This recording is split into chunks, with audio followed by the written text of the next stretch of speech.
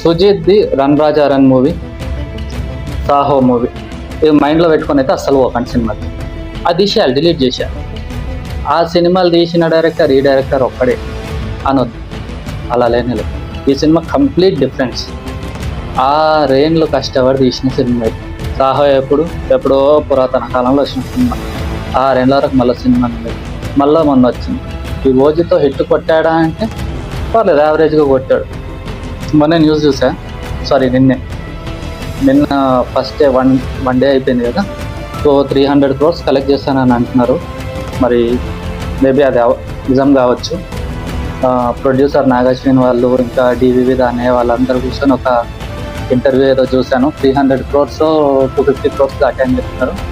మరి అది ఎంతవరకు నిజం అన్నది మనకు తెలియదు. సో సుజిత్ సాహో సినిమాలో ఎంత యాక్షన్ సీక్వెన్స్ ఉంటుంది అసలు.